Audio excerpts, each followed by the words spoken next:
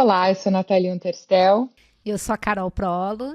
Esse é mais um episódio, se eu não estou enganada, o 23º episódio de Las Minhas, o seu podcast semanal sobre a crise climática e o clima da crise. Bom, hoje é quarta-feira, 27 de agosto. Eu estava em Vanuatu até poucas horas atrás e quero contar um pouco para vocês dessa experiência, do que eu fui fazer lá, mas essencialmente dos recados que eu recebi em relação à COP30, enfim, e para o Brasil. Ai, sim, Nath, queremos saber tudo. E também, na semana passada, a gente teve, eu acho que um episódio muito especial com ninguém menos que o vice-presidente, ex-vice-presidente dos Estados Unidos, Al Gore, que a gente vai comentar mais hoje. Então já fica também aqui o recado para quem não viu ou ouviu, vai lá conferir, porque é pura inspiração também. Pois é, Carol, a ficha ainda está caindo, confesso, porque a gente gravou, né? A gente pode contar um pouco dos bastidores hoje, e eu saí correndo para o aeroporto e a gente nem falou, então é a primeira vez que a gente também vai falar Esse é o como debriefing foi. oficial, é. É o debriefing oficial real, então que bom a gente faz aqui, faz ao vivo.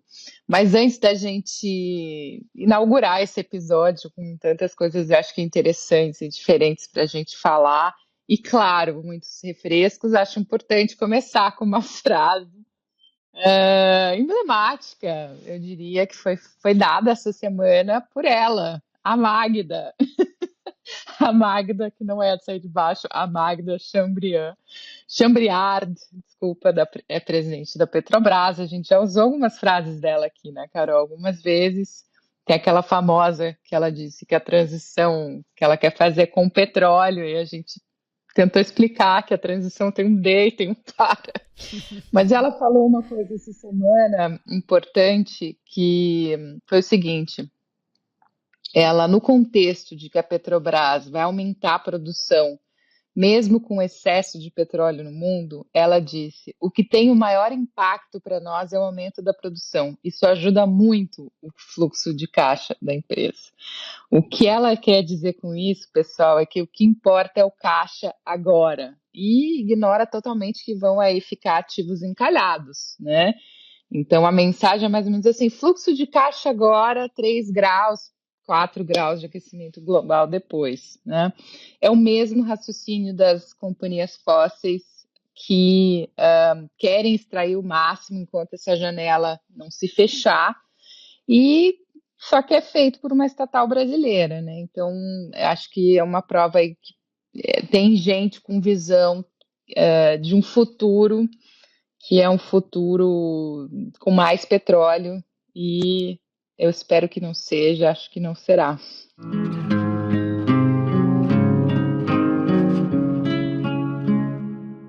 Mas bora refrescar, Carol, porque esse aí já foi uma bela de uma fervura aqui no começo do episódio, ninguém é de ferro.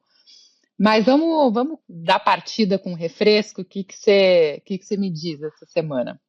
Vamos, porque acho que nem essa frase vai estragar o meu espírito do meu refresco do dia, que na verdade é super pessoal e talvez algo muito simples e pequeno, pode ser bobo, mas para mim significa alguma coisa. Acho que todo mundo que tem um jardim em casa, ou que tem um plantinhas na sacada do apartamento, na janela do apartamento, talvez possa se identificar com a sensação de ver as plantinhas vingarem felizes e plenas, né?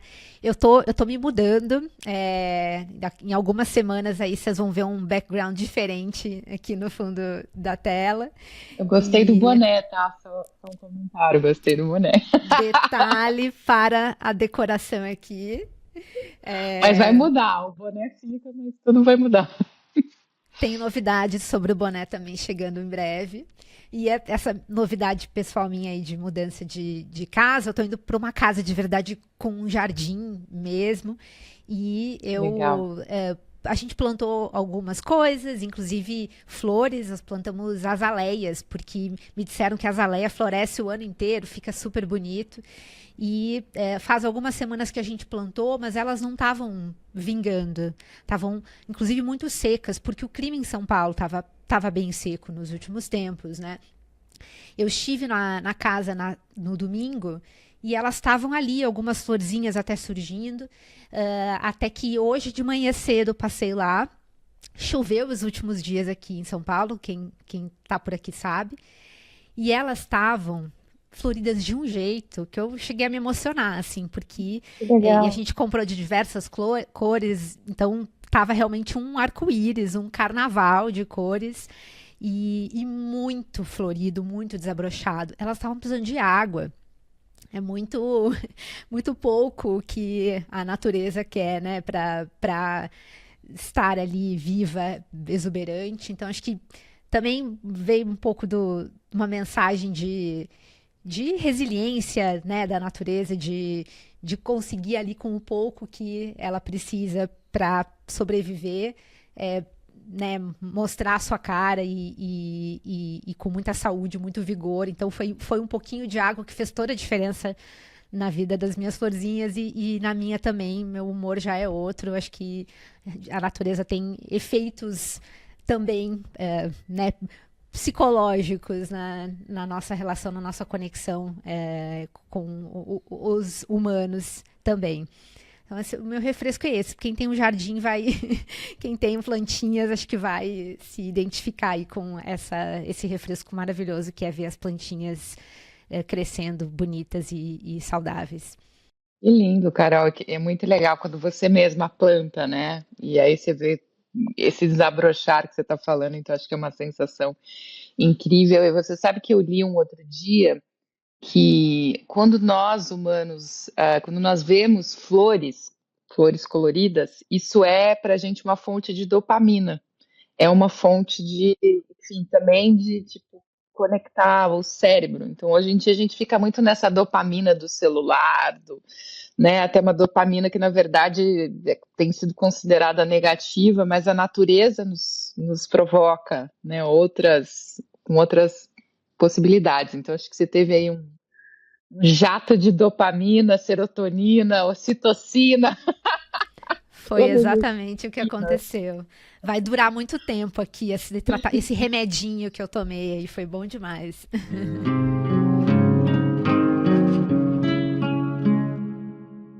Então vamos lá. Bom, mapa de calor. Eu queria trazer algumas coisas de Vanuatu, queria contar um pouco como esse país, que para quem não sabe é uma ilha, na verdade são 82 ilhas vulcânicas, que fica próxima à Austrália, né? Essa nação, eles foram o principal proponente da ação que a gente já comentou aqui, desculpa, do pedido de opinião consultiva na Corte Internacional de Justiça, lá em Haia. E, enfim, queria contar um pouco disso, assim, do o que está acontecendo, por que esse lugar e por que é tão surpreendente que essa sociedade, né, da Melanésia tenha se colocado com tanta coragem nesse espaço. Queria trazer um pouco dessas reflexões hoje. Muito bom. E também acho que a gente vai poder refletir um pouco sobre notícia não tão interessante, mas que, enfim, a gente precisa dissecar um pouquinho, que é o acordo que não aconteceu contra a poluição plástica. Houve negociações para esse tratado global em Genebra, mas que, infelizmente, não foram para frente aí depois de, como sempre, os países produtores de petróleo bloquearem avanços nas negociações sobre a redução da produção de plástico. Bom, e teve também uma nova carta da presidência da COP30 para a comunidade internacional, a sexta carta. Nela, o presidente da COP, André Corrêa do Lago, ele destaca os avanços das discussões em Bonn, mas ele coloca com firmeza aí a questão da crise, né, das NDCs, a crise Para quem não sabe, 80% dos países ainda não enviaram suas novas metas climáticas para 2035 à ONU. Então a situação é dramática e o André, enfim, colocou o guizo no gato, como dizem por aí. Mas enquanto isso, o judiciário brasileiro está fazendo a diferença. A gente vai falar sobre uma decisão da Justiça Federal no Rio Grande do Sul de suspender as licenças de uma usina termoelétrica e uma mina de carvão no Rio Grande do Sul, porque os processos de licenciamento ambiental desses empreendimentos não consideraram fatores climáticos. Inclusive, essa é uma decisão da nossa entrevistada, juíza Rafaela Rosa, algumas semanas atrás. Então já fica a dica aí para também conferirem a entrevista com ela, que foi maravilhosa. Uma baita decisão, né, Carol? Vamos falar mais disso.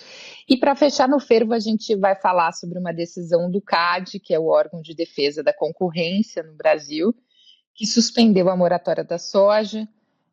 Já teve agora uma reversão por parte da Justiça, mas é muito importante a gente falar disso porque influencia muito o nosso cenário climático. Então, acho que vale a gente aprofundar tudo isso a partir de agora.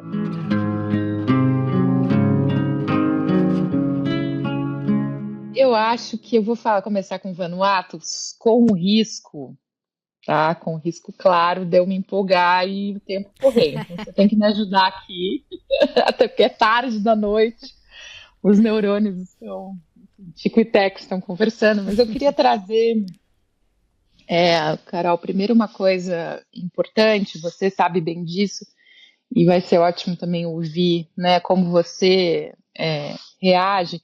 A gente, as ilhas, né, são as mais vulnerabilizadas pela crise climática e eu tenho para mim que elas são as maiores lideranças.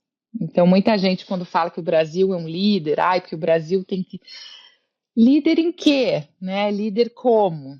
As ilhas, elas vêm há tempos, né, formatando, moldando o direito climático internacional. Não sei se você discorda, mas eu acho que concordo. E, e aí, não vai dar aqui para a gente podia fazer, aliás, poderíamos fazer um episódio só para falar disso, quem sabe? Explicar, esmiuçar ao Eu longo da topo. história. Vamos, bora fazer um desse, então. Podemos até chamar alguém das ilhas para falar, mas ao longo da história, né, se existe fundo de perdas e danos hoje é graças a ele, se existe 1,5 graus é graças a ele, enfim, a gente vai fazer esse episódio para contar essa história. Mas eu fui a Vanuatu agora, que é o país que nesse momento acho que tem uma carga de liderança e responsabilidade grande, porque foi quem levou uma moção para a Assembleia Geral da ONU pedindo uma opinião consultiva da Corte Internacional de Justiça sobre as obrigações, de fato, né, dos países e, enfim, dos atores internacionais em relação à crise climática. E como a gente já falou quando saiu a opinião aqui, não é mais uma questão de vontade política, agora é uma questão de dever, né? É dever claramente identificado e assim por diante. E aí eu fui para Vanuatu por uma coincidência, porque eu fui numa missão do Green Climate Fund lá, a gente foi trabalhar com uma organização governamental para que ela se torne uma entidade que acessa financiamento climático internacional. Hoje eles já têm muitos projetos, tá? A maioria de adaptação, mas são sempre com instituições de outros países. Isso é um desafio, né? Eles gostariam de ter uma entidade deles. Então, eu fui participar desse processo. Para quem não sabe, tem um outro chapéu que está num painel independente do Green Climate Fund. E passei a semana, mais do que a semana lá, trabalhando com eles nisso. E foi muito confuso, Carol. Eu demorei dias para entender o que era aquele lugar. E não sei se eu entendi até agora, mas vou tentar dar uma resumida. Primeira coisa, esse é um lugar em que o caos, ele não só bateu na porta. Ele entrou, sentou e pediu um cafezinho. E por que que eu tô falando isso? Eles tiveram dois ciclones em 2023, em 48 horas. Veio um, passou 48 horas, outro, né? É difícil. Ali, em dezembro, teve um terremoto. Aí, tudo bem, não é crise climática, mas assim, é um país muito vulnerável. E aí, conversando com as pessoas lá, na verdade, assim, a Terra, ela treme o tempo todo e ainda por cima é cheia de vulcão, são ilhas vulcânicas. E eles me contaram o seguinte, que a qualquer momento pode virar de cabeça para baixo, se o vulcão submarino resolver erupcionar. É, nem sei se essa é a palavra certa, mas enfim. Então, assim, eu estava lá e a gente ia fazer reuniões e era um cenário, apesar de mais de 8 meses, né, depois do terremoto, ainda muito caótico, né? Caótico com vista para o mar, com prédios inteiros que tiveram que ser demolidos ou que estão lá com essas estruturas tortas, os ministérios operando em ginásios, com tendas de ajuda humanitária. Então, assim, você vê aquilo, e aí eu fiquei pensando, eu falei, gente, mas. E aí tem as razões pelas quais alguns prédios caem, outros não, mas enfim. Eu fiquei pensando como é que esse lugar, com tudo isso que eles estão vivendo, estava pensando em Corte Internacional de Justiça, pensando em negociação climática, pensando em regime, sabe? Assim, e eu demorei para conseguir ligar os pontos e trago aqui, enfim, com o máximo de humildade, porque me impressionou muito a coragem, sabe? Esse mesmo país que está sob pressão, que tem problemas mundanos, digamos assim, super profundos, porque toda essa vulnerabilidade, todos esses desastres climáticos ou não, eles impõem um dia a dia insano para as pessoas, especialmente para as mulheres. A questão da violência de gênero é altíssima, Carol. Os dados assim me apavoraram. Uma a cada 3 mulheres lá já sofreu estupro. O índice de violência doméstica é acima de 60%. Então, é uma sociedade com. São tantas as questões de desenvolvimento que, enfim, eu fiquei muito impressionada pensando, olha, que coragem, né, essa nação de 300 mil habitantes tem de desafiar a ordem internacional e perguntar em Haia aquilo que muitos dos países maiores evitam, que é assim, destruir o clima é ou não uma violação do direito, né? E, no fundo, eu acho que assim, queria trazer só duas reflexões. Uma é que não é, como a gente já falou, que não é de hoje, os países menores, eles já mudaram o rumo dos maiores no pós-guerra, né, quando também a Corte Internacional de Justiça ajudou a afirmar os princípios da convivência pacífica, eles também foram players, foram atores importantes no pós ou no processo de descolonização, né? Quando eles vieram afirmando a autodeterminação dos povos. E Vanuatu, por exemplo, ficou independente em 1970. Foi ontem, um pouco antes da gente nascer, né? Mas, claro, muita gente teve que agir antes para isso. E então, eu acho que tem esse lado, né, de pequenos gigantes, mas eu acho que tem um outro lado dessa conversa, assim, que é um pouco assustador, mas que vale a gente refletir, que não é nada romântica, porque às vezes a gente fala das ilhas e parece que, ai meu Deus, que tudo é lindo, né? Não, é uma forma crua, nascida da sobrevivência, né? Não pede licença, vai lá, não estão buscando simpatia. E o que eu ouvi muito do pessoal lá é que eles até se preocupam agora, né? Que eles falam, será que agora vão olhar torto para a gente? Essa foi a reflexão que eles deixaram. Assim, diferentes pessoas falaram para mim, poxa, agora está até com medo, né? De viajar por aí, viajar para países do G20, para os Estados Unidos, o que essa turma vai pensar da gente? Então, eu acho que é duro, né? E ao mesmo tempo, veja só, eles vivem talvez num clima de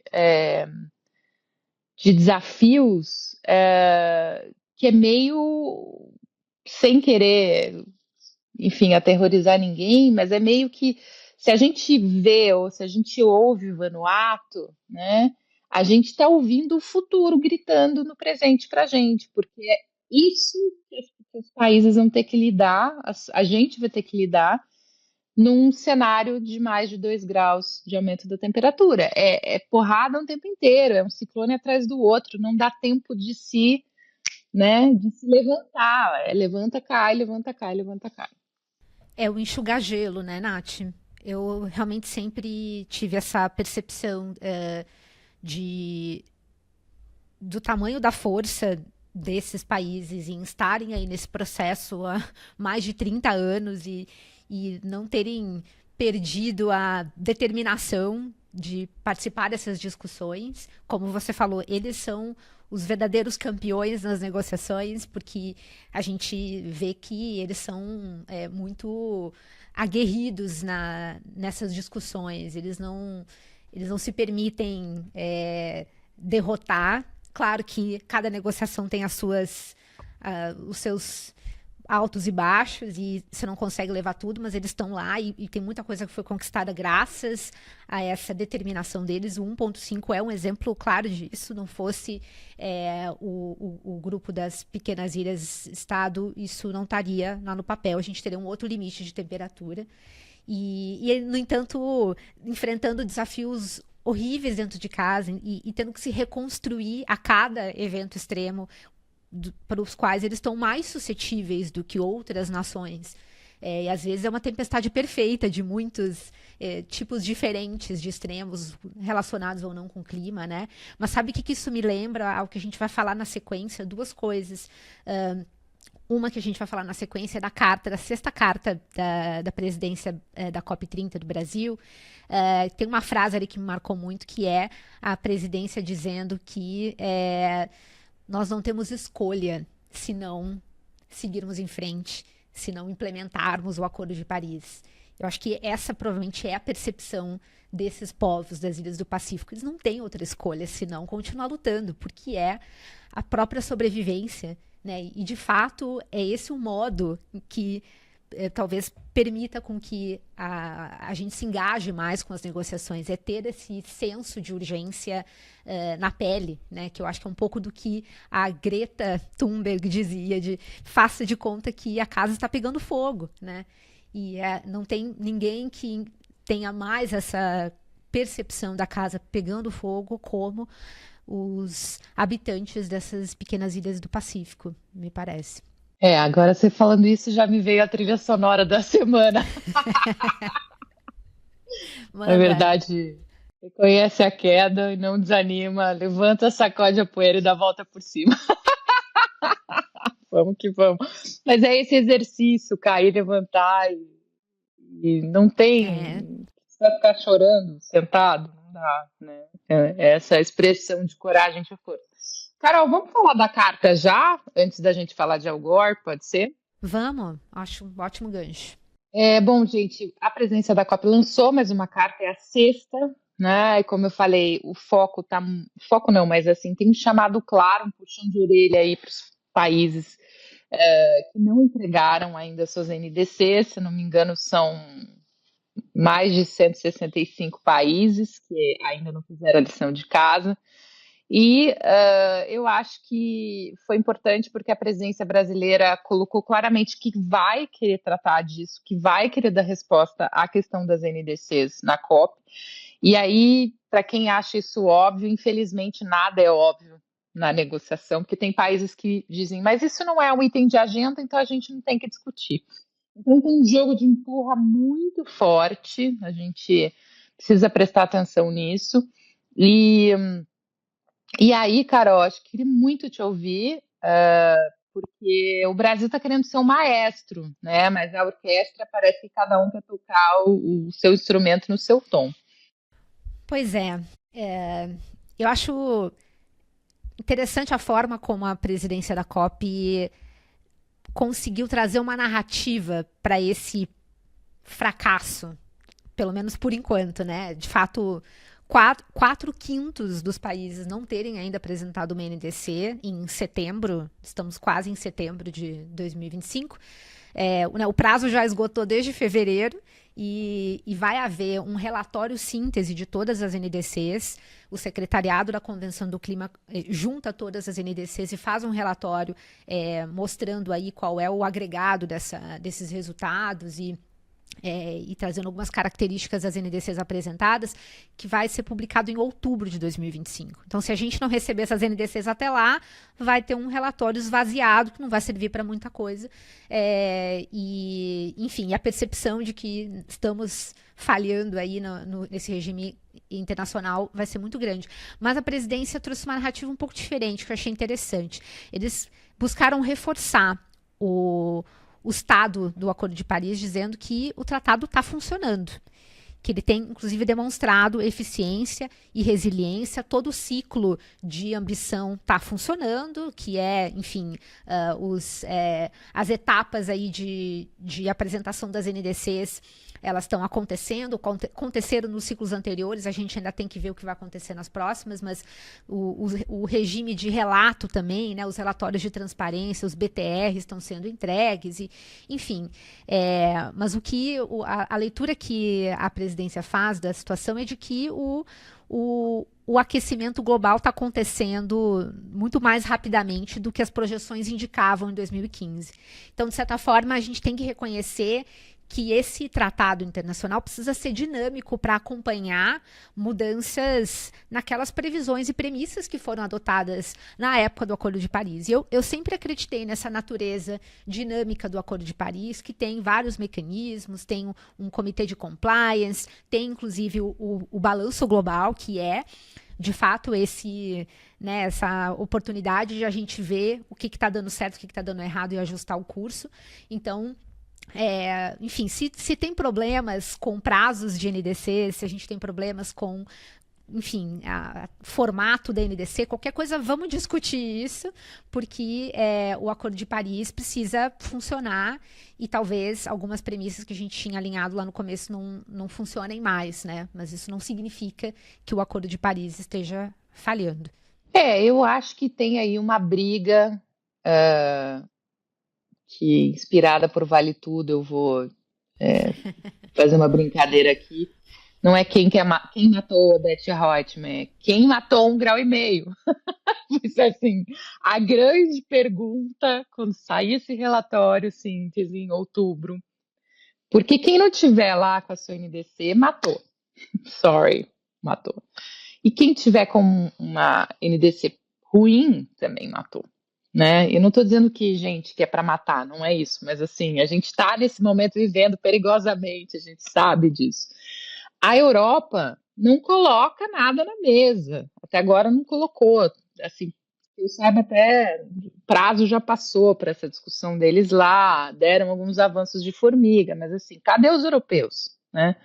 A China está por colocar algo na mesa, vamos torcer, né, para ser uma boa meta.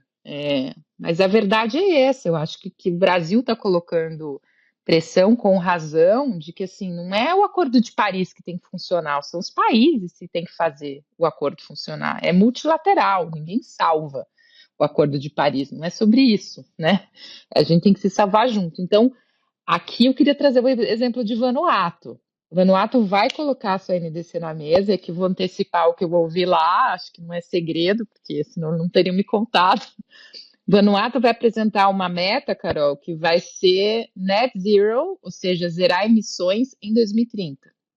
Caramba, tá bom pra você? 20 anos antes E, gente, meta. eu não sei como é que eles vão fazer isso. Na hora que eles me contaram, eu dei um pulo. Eu falei, meu Deus, como que esse país, com todo esse caos aqui, 82 ilhas, né, dependente de avião, enfim, navegação, quer dizer, é um país que tinha tudo para dizer, eu não tenho condições de fazer. E aí eu perguntei para as pessoas, mas por que vocês estão fazendo isso? O que vocês estão colocando a barra, né, lá em cima, ou melhor, lá embaixo, lá no zero? E eles falaram, porque a gente sabe que se a gente coloca uma meta ambiciosa, a gente atrai recurso, a gente vai atrair gente para estar com a gente nessa visão. E eu acho que isso que os países nesse contexto trumpiano e tal, estão perdendo a chance de continuar a fazer, né? Que é fincar uma bandeirinha e falar, cara, eu quero sair do petróleo, me ajuda, né? Ou eu quero acabar com o desmatamento. Eu acho que está se perdendo numa coisa muito abstrata de o Acordo de Paris não é sobre o Acordo de Paris, é sobre cada país fazer aquilo que precisa, né? Enfim.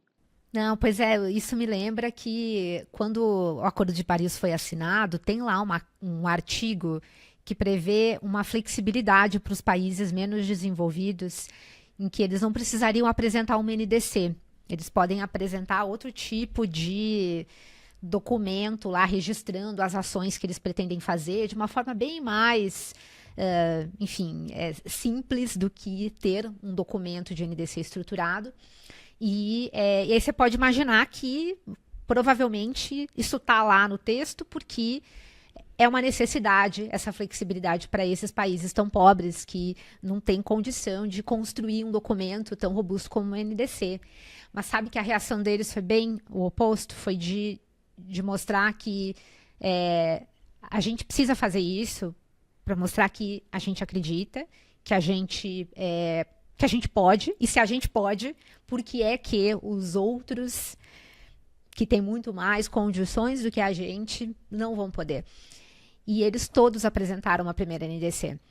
Então foi, acho que para mim, uma demonstração muito grande dentro desse jogo político, né, jogo de forças da negociação, de que mesmo aqueles mais vulneráveis também têm um senso de responsabilidade e capacidade de superar suas próprias condições para participar das contribuições globais, porque o Acordo de Paris é isso, é sobre todo mundo contribuir com o que pode, é pouco, é médio, é muito, mas é uma contribuição ainda assim.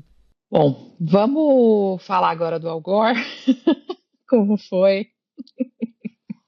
Não sei se eu tenho Foi condição bom para emocional. você? Não, vamos começar falando das botas. Não sei se as Gente, as pessoas botas, perceberam. por favor. Ele tava. E foi uma surpresa para mim, porque eu tava ali, né, no meio da gravação, ia fazer acho que minha segunda pergunta. No que eu olhei para baixo, fui olhar pro meu iPad para checar direitinho a pergunta, e eu vejo, me deparo com aquela botina ali. Eu quase perdi a compostura, porque foi tão surpreendente. Ele estava super bem vestido e, né, obviamente, como sempre, mas com a bota ali que, né, não é exatamente a Explica a bota, combinação. explica o que era a bota. Primeiro, É uma uma bota meio botina, cowboy, né? uma bota meio de fazendeiro, né, Do ou Tennessee. do Tennessee, uma bota de couro com um cano comprido. Então você vê, quando ele sentado, você vê a calça levantar um pouquinho e dá pra ver que é uma bota com um cano alto mesmo, né? Toda de couro preta e enfim, uma botina cowboy, vamos dizer assim. Eu E bem não tenho uma desgastado, melhor né? descrição. Tinha o quê? Quantos anos ele falou? Ou foi a Ele equipe dele que falou pra disse? gente 40 anos. Ele falou que ele usa Caramba! essa mesma bota há 40 anos, né? Foi muito interessante. Boa lembrança da bota, foi legal. E, gente, assim, essa história, sei lá, as pessoas não fazem ideia, né, Carol? Talvez as pessoas achem que alguém chegou pra gente e falou: ah, vocês querem levar algo. Não, a gente não tem tanto esse cacife. Mas alguém pode ter achado que caiu do céu, que foi um. E na verdade não foi bem isso, foi uma maluquice. Tipo, eu vi a fala dele lá em Nairobi, eu achei fantástica a TED Talk, a gente falou dela aqui em dois episódios, Uhum. inclusive. Mas ao mesmo tempo que ela me encorajou e que foi essa força, né, de ver um senhor de 77 anos, por isso que a gente perguntou para ele, cara, e aí, como você faz para manter sua fibra, né? Então, um cara com energia, ao mesmo tempo tinham coisas que ele falava, por exemplo, sobre adaptação que me incomodaram muito. E aí foi aquela coisa, pensar, gente, como é que eu falo pro Al Gore que ele tem que falar diferente sobre a adaptação? Ele não vai me escutar, quem sou eu, né? Mas aí eu fiquei maquinando, sabia que ele ia para o Rio de Janeiro, e até a oportunidade de falar com ele, mas assim, de novo, não é uma fala para você falar no corredor.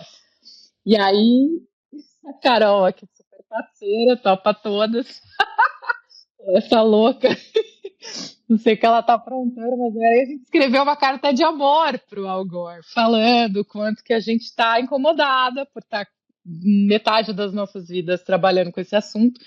E de repente a galera tá jogando toalha, especialmente homens mais velhos, tipo, da idade dele, que poderiam ser como ele, mas ou já foram como ele, estão jogando toalha fora, né?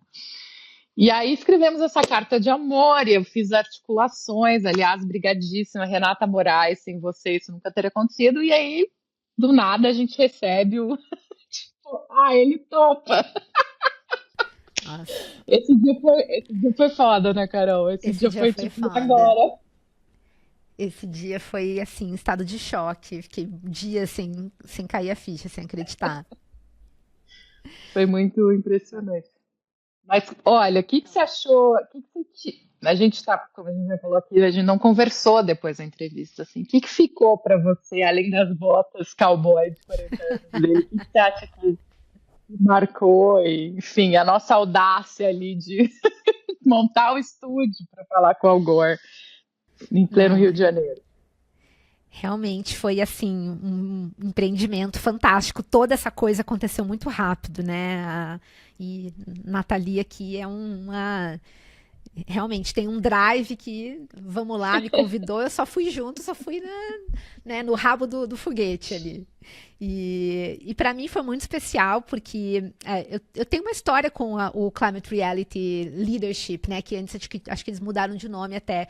Eu participei do primeiro treinamento do Climate Reality no Brasil e foi numa época que eu tinha recém voltado para o Brasil depois de ter estudado em Londres, né? Foi onde eu tive até minha aproximação com a Convenção do Clima, com esse meu mundo das negociações. E eu voltei super frustrada para o Brasil, não tinha nada acontecendo aqui. E de repente o Al Gore resolve fazer um treinamento.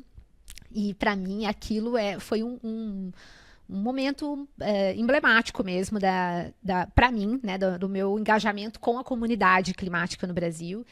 E também, obviamente, de estar numa comunidade com tendo o Al Gore como essa liderança, esse educador, né? Foi muito interessante o treinamento, porque realmente nos equipou com materiais para você fazer uma capacitação de educação climática em qualquer lugar, inclusive o elevator pitch para você fazer ali no elevador se precisar convencer alguém sobre né, a realidade da mudança do clima, algo que em 2014 era menos difundido, né?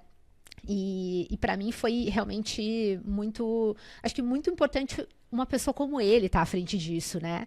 Vice-presidente dos Estados Unidos da América, né, não é qualquer E, país no Carol, você mundo. me permite, não é que ele, para quem não acompanhou e para quem foi pode confirmar, não é que ele vai lá e abre o evento e vai embora. Ele dá as aulas, né? Ele Ele dá as fica aulas, lá, ele sim. tá dias Ah, após dias, assim, muito interessante.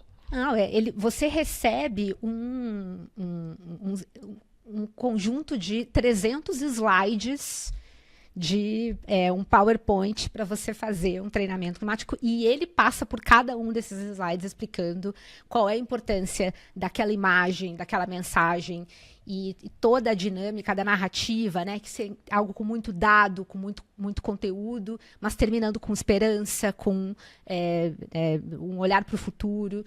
É muito bem feito e realmente algo que faz toda a diferença que venha de alguém na posição dele. E que está ainda até hoje fazendo isso, né? Também é super impressionante. A gente pergunta isso para ele uma das últimas perguntas ali da entrevista.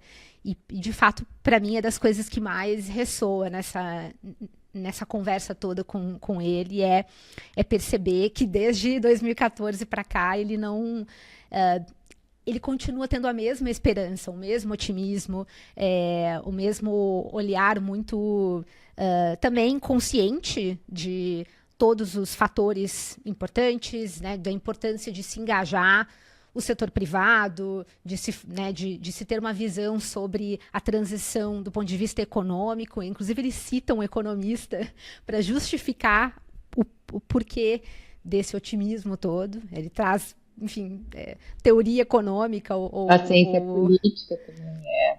Uhum. Sim, traz ele acredita porque ele já viu acontecer e ele mostra pra gente como movimentos políticos e sociais aconteceram, se desdobraram na história e, portanto, a gente talvez deva acreditar que este movimento também vai dar certo, assim como os outros deram. Mas para isso você precisa acreditar, você precisa estar realmente engajado e enxergar esses sinais, trabalhar em cima desses sinais. Então, ele reforça esses sinais para a gente. Também foi muito importante ele falar do 1.5, né? Acho que essa das mensagens também de destaque que acho que são, num momento como esse, a gente precisa reforçar. E assim, e toda a cortesia dele, né, Nath? Ele foi super Foi bacana. muito Assim, gentil, né? e Querido. tudo funcionou muito bem. Olha, como eu falei, a ficha está caindo agora, mas eu acho que para mim foi muito importante fazer aquela pergunta sobre adaptação, era o objetivo, o objetivo secreto, ou não tão secreto. E eu gostei de ouvir ele dizer o que ele disse, né? Que ele já pensou diferente, ele já olhou para a adaptação como uma espécie de falsa solução. E que sim, existe o risco sempre de adaptação virar, né, uma desculpa esfarrapada aí da indústria fóssil, mas que ele sabe que hoje é um novo normal, é o que a gente tem que fazer. Então eu achei que foi positivo porque eu tenho visto outras figuras, outras organizações também, sabe, se evoluindo o seu pensar e a sua prática, né, em relação a isso. Falava outro dia com o pessoal da 350, eles trouxeram isso, eles falaram, antigamente a adaptação era, né, algo impensável, porque a gente tinha medo de competir, agora são coisas que se a gente não adapta, a gente não consegue fazer, então eu acho que foi muito bom, e acho que a gente ainda vai ir decupando e meio entendendo o que aconteceu naqueles poucos minutos em que a gente esteve com ele, que ele foi super generoso e muito legal. E eu acho que ele empolgou, né? Eram mais de 1.000 pessoas que estavam naquele treinamento. A gente gravou ali back to back o treinamento do Climate Reality, né, Carol? E eu acho que os assuntos difíceis que a gente tem para tratar, tem muita gente para tratar. Então, eu acho, inclusive, que a gente podia falar rapidinho do acordo de plásticos, que é um aí que está quicando, que deu errado, né? Eu diria assim, que depois de 11 dias de negociação, o que saiu lá em Genebra, né, no escritório das Nações Unidas, nas negociações, foi plástico bolha. Agora tem essa novela toda. E, enfim, 184 países não conseguiram chegar num consenso. E não conseguiram chegar num consenso porque tem divisões profundas com relação a como que você lida com a cadeia plástica. A gente é um mundo hoje plastificado desde os anos 60, 70, tudo, né? O que a gente usa para comer, o que a gente usa para dormir, o que a gente usa para vestir em geral, tudo tem algum nível aí de sintéticos e de plástico, né? Hoje microplásticos também. E tem muita gente, um grupo grande de países aí que são grandes produtores, eles queriam simplesmente fazer gestão de resíduos, então não teve acordo.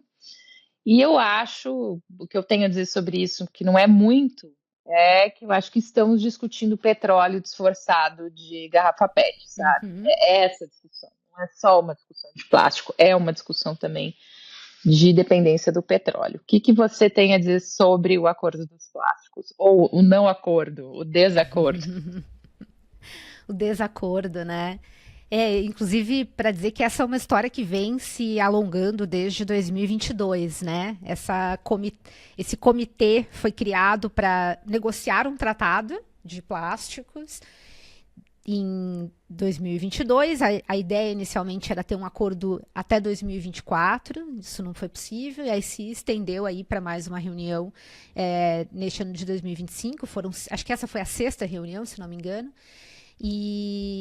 Mas eu acho que talvez um destaque aqui para tentar amenizar a sensação de fracasso, né, do desacordo, é um olhar, eu acho que é justamente esse olhar, Nath, do que as semelhanças com outras histórias da vida real, outros processos que a gente já conhece, como a Convenção do Clima, nos mostram sobre as dificuldades de se chegar a tratados multilaterais nesses tempos em que estamos vivendo, né?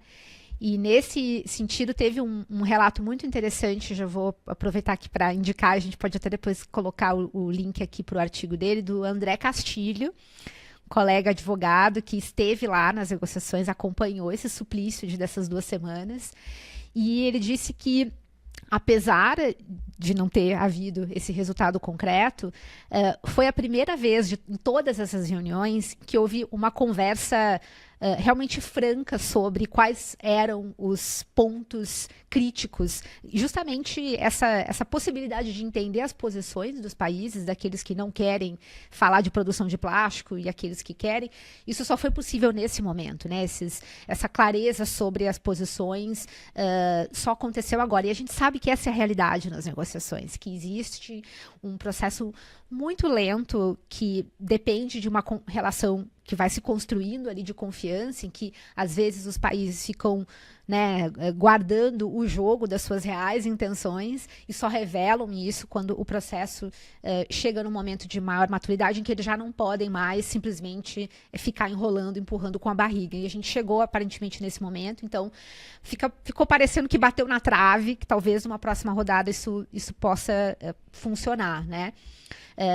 E aí, assim, se a gente já tem dificuldades de chegar a decisões nas COPs do clima, na realidade que temos hoje, com a situação geopolítica de hoje, com inclusive países que estão abandonando esses tratados, os Estados Unidos mais recentemente saindo do Acordo de Paris.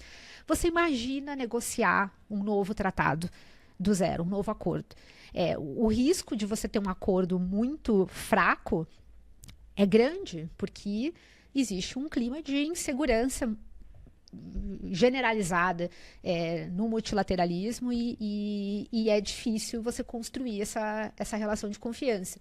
Então, enfim, está difícil na COP do Clima, que dirá fazer um acordo do zero no acordo de plástico, e aí tem muita gente que entende que é melhor nenhum acordo do que um acordo ruim, e foi por isso que a gente teve esse resultado no não acordo dos plásticos dessa vez, né? Então, acho que realmente era um desafio muito grande e não significa que acabou, mas tem que ter mais paciência, talvez, e se pensar aí, já pensar na próxima etapa.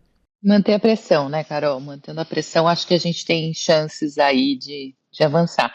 Bom, passamos por Vanuatu, passamos por Rio de Janeiro, passamos por Genebra. Queria agora ir para o Rio Grande do Sul e depois a gente falar de Amazônia, para a gente fechar. Esse ponto agora, ele tem um gostinho de refresco, mas eu queria que você falasse dele. Tem muito gosto de refresco, porque foi realmente um marco na litigância climática no Brasil, mas vamos dizer para o mundo, porque foi uma sentença belíssima que aconteceu na Justiça Federal do Rio Grande do Sul, numa ação judicial que foi movida por 3 organizações gaúchas, o Núcleo Amigos da Terra Brasil, o Instituto Preservar e a Instituição Gaúcha de Proteção ao Ambiente Natural. Foi uma ação judicial contra o Estado do Rio Grande do Sul, a União Federal, e aí o IBAMA e o órgão ambiental do Estado do Rio Grande do Sul, que é a FEPAM, e mais as empresas energéticas aí responsáveis pela usina termoelétrica Candiota 3 e pela mina Candiota, uma mina de carvão, ambas no sul do estado do Rio Grande do Sul, na cidade de Candiota. E, assim, eu não vou conseguir resumir aqui uma sentença de 150 páginas da juíza Rafaela Rosa, que agora todo mundo corre lá para ver o episódio dela, que foi fantástico. E que a gente até perguntou para ela se ela estava julgando alguma coisa. Mas enfim, Não teve ela não falou que não spoiler, podia. é, mas, enfim, Tava acho no que forno. estava no forno e acho que é um atestado aí ver esse episódio do podcast da quantidade de conhecimento dessa juíza, né, da profundidade. Ela realmente estudou isso e você lê a decisão lá com muitas referências bibliográficas de quem de fato está criando um direito ali com base teórica muito forte. Mas a decisão aqui, olha que interessante. O que ela diz? Primeiro, ela suspendeu as licenças ambientais da usina termoelétrica e da mina Candiota. E a usina termoelétrica é licenciada pelo IBAMA, a mina de carvão é licenciada pelo órgão ambiental do estado do Rio Grande do Sul, porque o entendimento dela é de que os processos de licenciamento ambiental desses empreendimentos não levam em consideração a mudança do clima. Nem quando, obviamente, quando foram construídas é uma coisa, mas na renovação, normalmente, também é momento de se trazer esses outros fatores aí ambientais e climáticos também. Segundo, ela pede que, para voltar a conceder a licença, ela suspendeu as licenças, para que as licenças voltem a ser ativadas, o IBAMA e o órgão ambiental do estado do Rio Grande do Sul precisam incluir condicionantes ambientais, climáticas na licença, inclusive relacionadas a toda a cadeia de valor de emissões do empreendimento. Olha que coisa bastante inovadora aqui. A gente já viu o IBAMA indicar que pretende fazer esse tipo de análise. A gente teve aqui uma conversa num episódio recente, né, Nath? Falamos de uma possível resolução nova que está para sair no âmbito do IBAMA, e parece que o IBAMA já está fazendo essas exigências no âmbito de licenciamento de petróleo na bacia de Santos.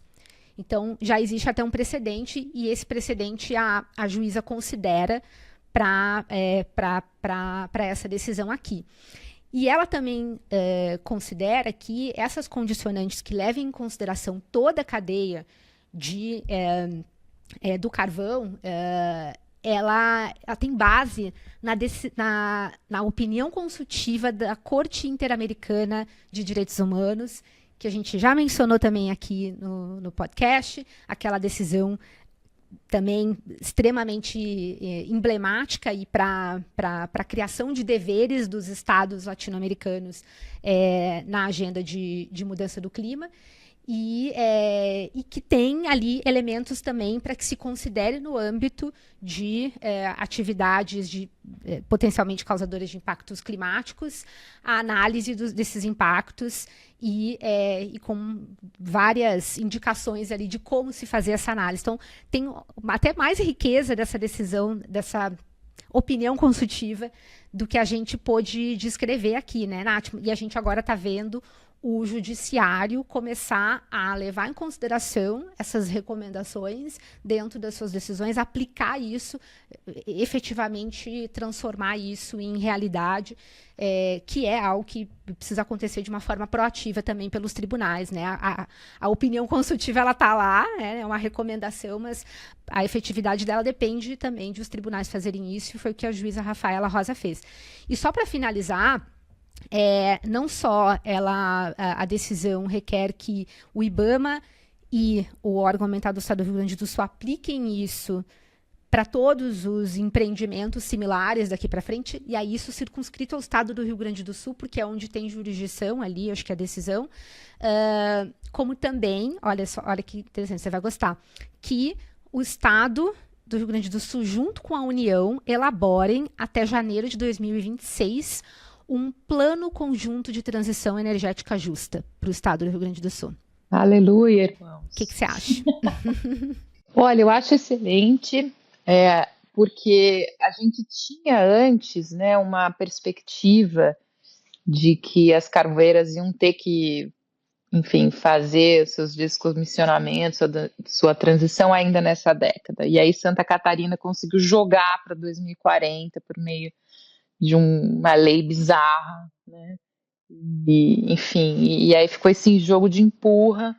Então, achei muito, muito bom o que foi colocado nessa decisão, especialmente por conta dos prazos, esses prazos, né, curtos, menos de 6 meses aí para eles fazerem esse plano. Claro, tem que atentar para a qualidade, mas eu acho que agora eles é que têm que correr atrás desse prejuízo, né? Então, muito, muito importante, e sempre com uma perspectiva também de transição justa, quer dizer, não é arrebentar do nada, né, a economia local, não é assim que tem que ser. Eu acho que isso está colocado na decisão, como você explicou.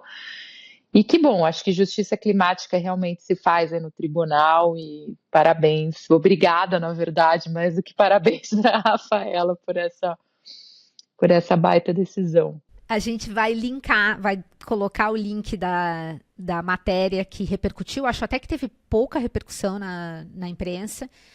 Vamos colocar a matéria, vamos colocar a íntegra da decisão para quem quiser ter uma aula aí de mudança climática.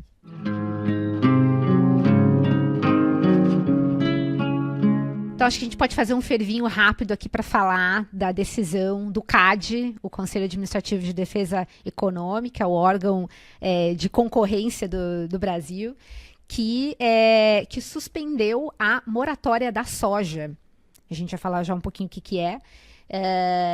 E na sequência já teve mais repercussão disso, porque foi proposta uma ação judicial, um mandado de segurança, para questionar essa decisão do CAD, e a Justiça restaurou a moratória da soja, o que trouxe bastante preocupação para toda, enfim, a comunidade desse agro do bem, e da comunidade ambientalista, né, porque realmente foi um sucesso esse acordo voluntário que foi a moratória da soja, e acho que a gente queria trazer um pouquinho disso aqui para vocês, né? Então, de repente, falar um pouquinho antes o que é a moratória da soja, né, que é um acordo que está em vigor há 20 anos, foi um acordo voluntário firmado primeiro entre as compradoras de soja, né, essas traders grandes que a gente conhece, Cargill, Bunge e outras mais, e organizações da sociedade civil. Depois o governo brasileiro se juntou, a gente teve IBAMA, o próprio Ministério Público, e no final das contas o que a gente teve foi um acordo setorial de muito sucesso, em que essas empresas signatárias se comprometeram a não comprar soja cultivada em áreas da Amazônia desmatadas após julho de 2008. Quaisquer áreas, né? Porque tem área suficiente, de área, enfim, degradada, que pode, áreas já abertas, que são suficientes para acomodar a expansão da cultura da soja, não tem necessidade de desmatar áreas novas. Isso foi também uma resposta a demandas de compradores estrangeiros, que cada vez mais têm se atentado para esses riscos de desmatamento na cadeia. A gente sabe que a União Europeia tem uma diretiva que vai proibir efetivamente a compra de produtos agrícolas provenientes de áreas desmatadas a partir de 2026. Então estava tudo certo, tudo lindo, um acordo que está funcionando bem pra caramba, que inclusive entregou muito resultado de expansão da soja. A soja não deixou de crescer por causa do acordo, teve, segundo dados do Ministério do Meio Ambiente, um crescimento de 427% entre 2006 e 2023, sem precisar de desmatamento adicional. Então, assim, se provou que é um acordo bem sucedido, para exceder aí a exigência da legislação ambiental de uma maneira voluntária, e que traz produtividade ainda assim para o setor. O CAD, de uma maneira super esdrúxula, 20 anos depois do acordo estar ali funcionando, editou uma medida preventiva determinando que as empresas essas que comercializam o grão, essas tradings que compram e comercializam, suspendam o acordo dentro de 10 dias, sob pena de multa diária de R$250 mil, e caso sejam depois condenadas numa decisão futura dentro desse âmbito administrativo, elas podem ter de pagar multas entre 50 mil e 2 bilhões ou entre 0,1% e 20% do faturamento bruto, no caso das empresas, efetivamente. E aí tem uma alegação muito esdrúxula de que o que esse acordo faz é uma formação de cartel. É um acordo anticompetitivo entre esses concorrentes que prejudica a exportação da soja.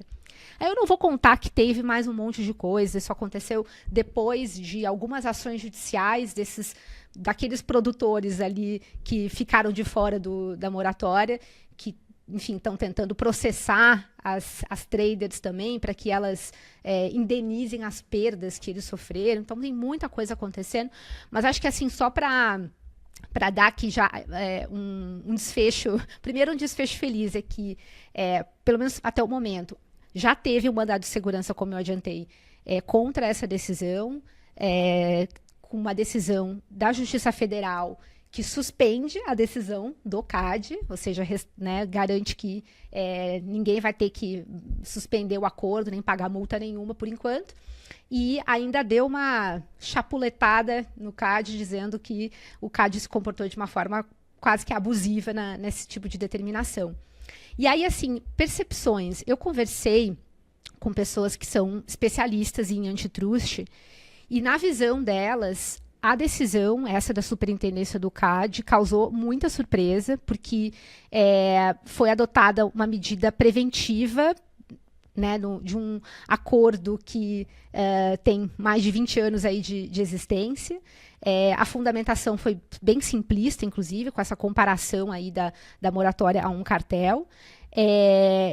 O documento desconsiderou a participação de diversas autoridades do governo federal no processo, o que claramente desqualificaria isso como um arranjo totalmente privado, né, aquele grupo que fez um acordo para prejudicar concorrentes. Não, isso teve o endosso do governo federal de diversos atores.